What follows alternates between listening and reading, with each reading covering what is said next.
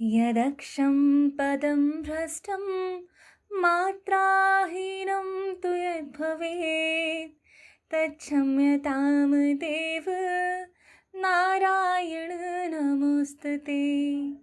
ओम नमो भगवते वासुदेवाय। आप सभी का पुनः मेरे चैनल आध्यात्मिक मार्ग में स्वागत है। अगर आप मेरे चैनल पर नए हैं तो सब्सक्राइब जरूर से कीजिएगा, लाइक शेयर और कमेंट करना बिल्कुल भी ना भूलिएगा। आज के दिन यानी कि आषाढ़ मास के कृष्ण पक्ष की एकादशी है, जिसके व्रत करने से पाप नाश होता है।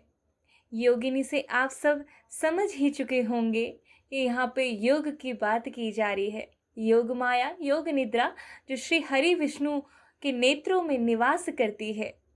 जब श्री हरि विष्णु अपनी सैया में जाते हैं उससे पहले योगिनी एकादशी व्रत किया जाता है, जिसका फल माना जाता है कि इसके व्रत करने मात्र से 88,000 ब्राह्मणों को भोजन कराने का फल मिल जाता है।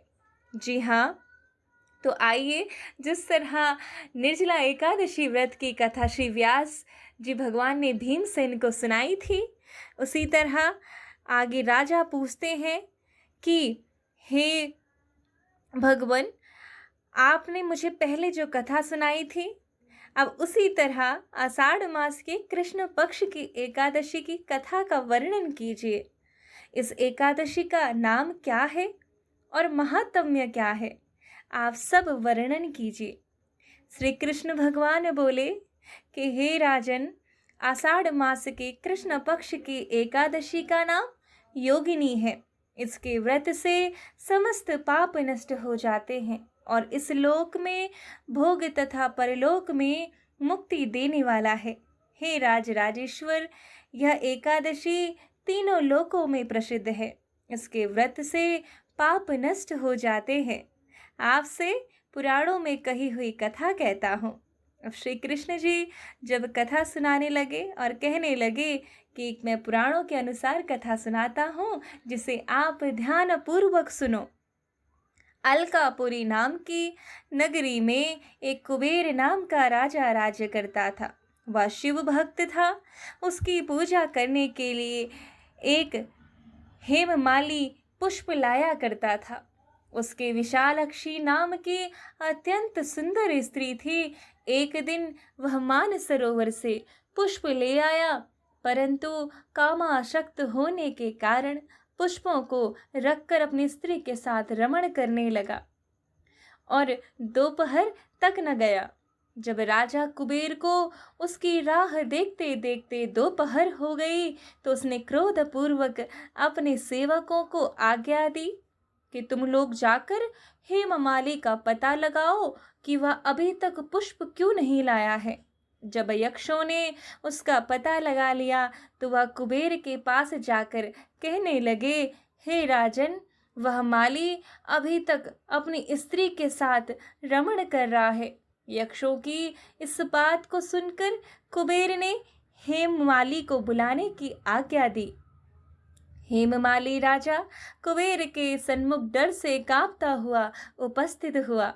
उसको देखकर राजा कुबेर को अत्यंत क्रोध आया और उसके होठ फड़फड़ाने लगे। उसने कहा, रे पापी, महानीच कामी, तूने मेरे परम पूजनीय ईश्वरों के भी ईश्वर शिवजी का अनादर किया है।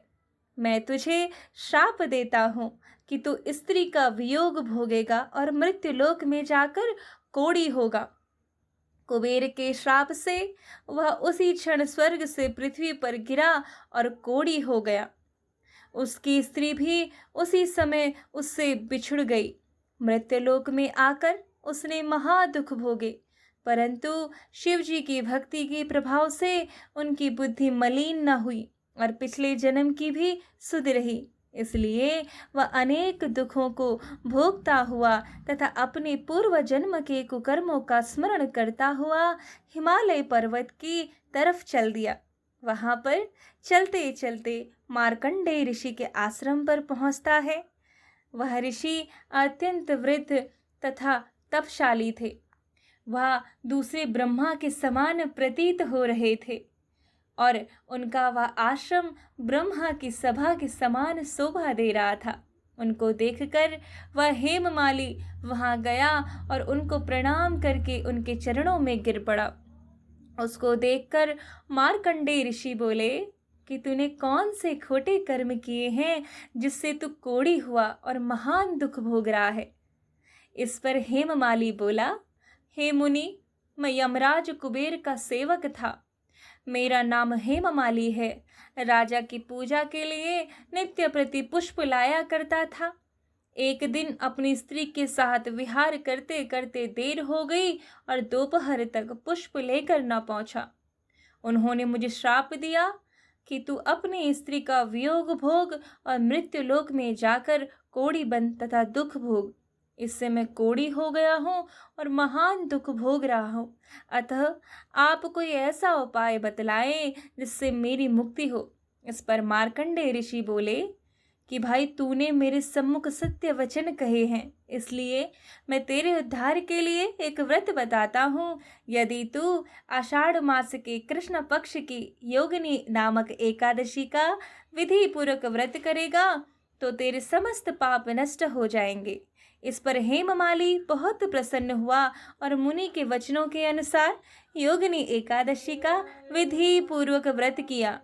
इसके प्रभाव से वह फिर अपने पुराने रूप में आ गया और अपनी स्त्री के साथ विहार करने लगा। हे राजन, इस योगिनी की कथा का फल 88 सहस्त्र ब्राह्मणों के भोजन कराने के बराबर है। इसके व्रत से समस्त पाप दूर होते हैं और अंत में स्वर्ग मिलता है। तो सभी को योगिनी एकादशी का व्रत करना चाहिए। यूँ तो सभी एकादशियों से पापों का नाश होता है, लेकिन योगिनी एकादशी से योग की प्राप्ति भी होती है। श्री हरि आप सभी का कल्याण करे और एक बार फिर आप सभी को योगिनी एकादशी की ढेर सारी शुभकामनाएं। श्रीमन नारायण।